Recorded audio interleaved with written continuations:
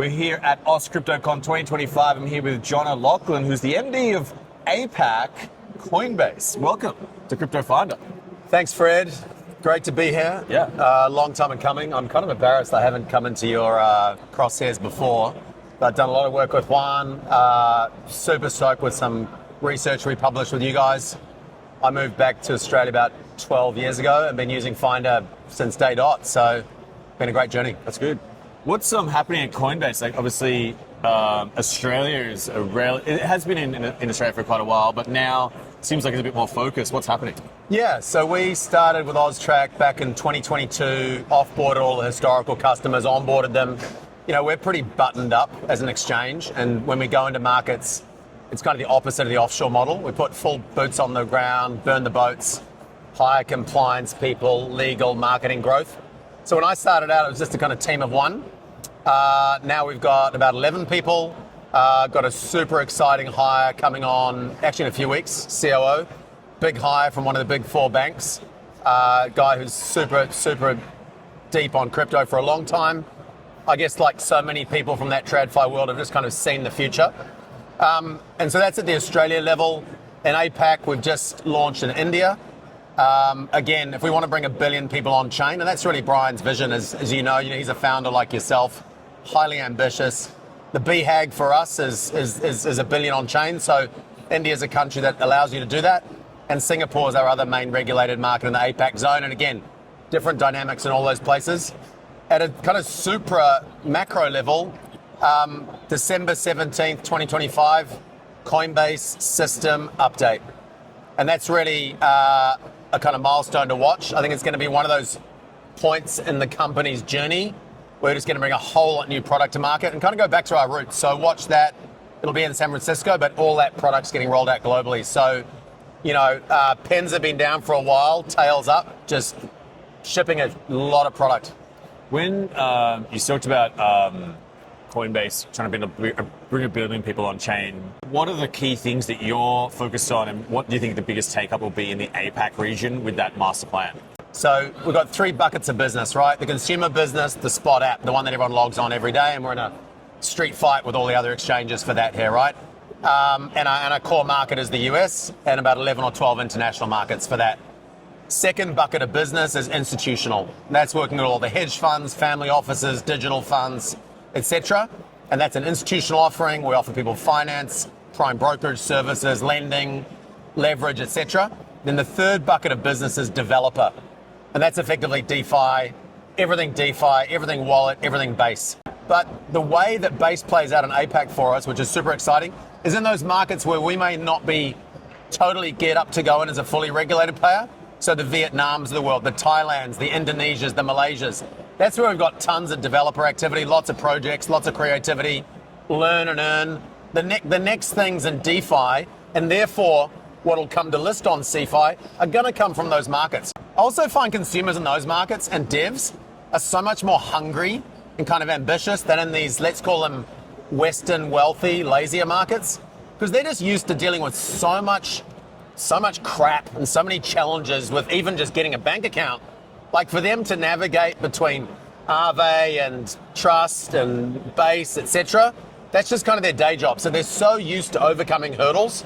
All the complexity of DeFi, which we're trying to simplify to bring to 1 billion people, they're just kind of used to. So that's where it plays really well into all those other economies and cultures across APAC. The one thing that I'm super excited about Australia is our human capital here. I heard you on the Fair and Greed podcast. I was on, I think, a month earlier, talking about how do we get this clear education to keep these folks on shore? Because, we need the next Immutable, we need the next Canva, we need the next Finder, and we need them to coming domestically from Australia. There's so many good Eng grads, PED grads coming out.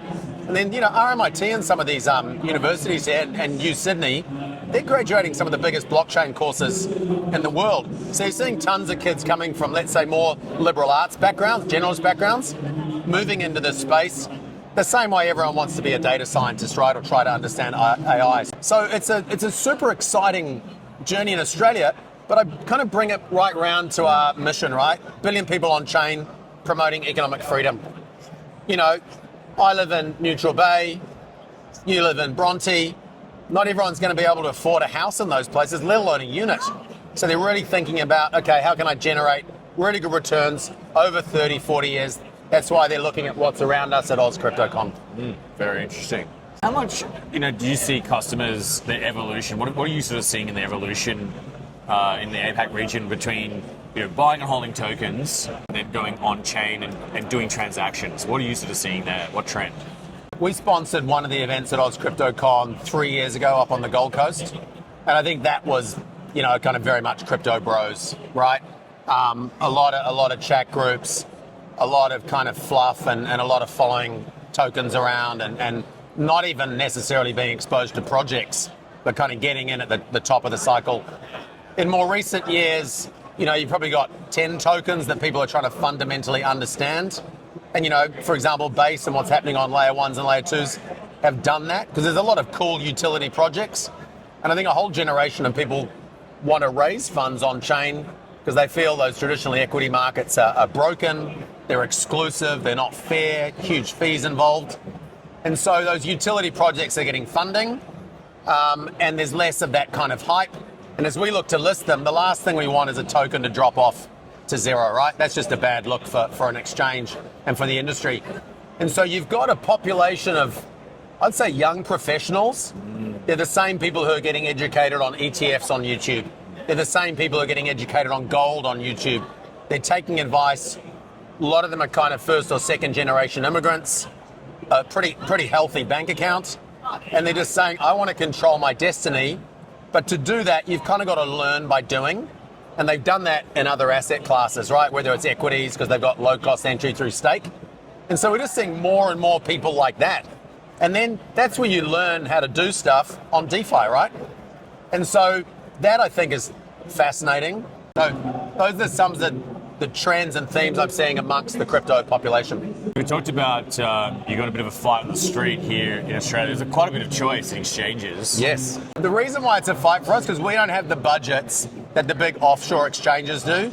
They run a lot of strategies and offer a lot of leverage that probably give them a little bit more marketing budget than us. We want to build trust with users and ship good product. With the ETFs, a lot of that volume went through Coinbase and also a lot of the DATs as well. Use a lot of Coinbase custody. Yes. Did you see that? Is that still a growing area? Specifically the DATs as well? Like, what are you seeing there? Yeah, certainly. So you're right. I mean, I think off the reputational, the reputational effort and the credibility we have with the ETF space, I think a lot of the DATs migrated to Coinbase for that trusted custody as well. Clearly I think there's going to be some major consolidation in the DAT space. I think we've probably turned away quite a few of those players just because the same way we look at listing, I remember talking to Kane Warwick and a bunch of his businesses when I first joined 4 years ago. On that listing process, I'll go do proof of life with them and they want to do proof of life with me to make sure I haven't, been involved in a rug pull before. And I want to check them because I don't know if their LinkedIn profile's right. And so the same level of kind of DD and scrutiny we're taking on listing assets. And, we list like 400 or 500 assets, right? That's not that many compared to some of these players out here. We want to do that with the ETFs we list. We want to do that with the DATs we work with. We want to do that with the projects that we bring onto Base.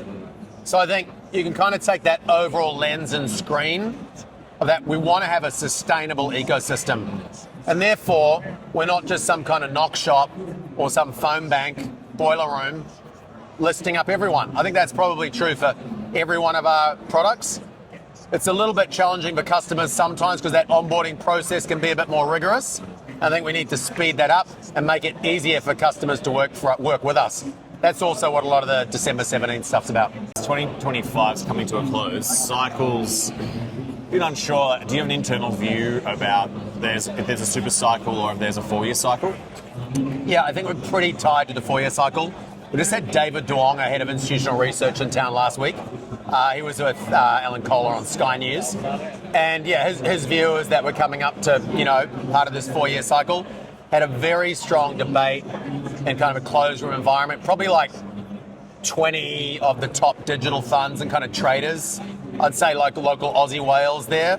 And they're squarely sharing their business across a bunch of exchanges.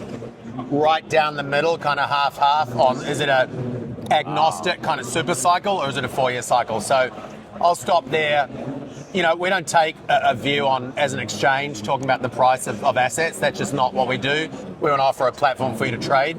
I think also, having gone through the mobile cycle, started investment banking in 1999 in London, the first, basically the dot-com boom, the first one, right? Yeah. You were there in Web 1, right? Yeah. Lastminute.com, pets.com, seeing all those guys crash. Yeah. You had a really nice cleanup. Was then in China for 11 or 12 years through a couple of pretty frothy cycles there. Chinese e-commerce versus the Amazons of the world. And I think we're just at a point of maturation. And you know, I think some of that unwinding of that leverage, that was probably a cleanup in some parts of the industry that were kind of needed. Not going to comment on how some of the other exchanges dealt with that, but I think as we look back at some of our own kind of decisions with market makers and the way our insta desks are operating, I think our reputation's strong and healthy. Coming into a close 2025, what's your prediction for Bitcoin 31st of December? What would be your closing price? Yeah, kind of. I'm hoping between 100 and, you know, the peak where it was. So, you know, low 100s. Awesome. John, thank you so much for joining us. Appreciate it. Thanks, buddy. A lot of fun. Thank you.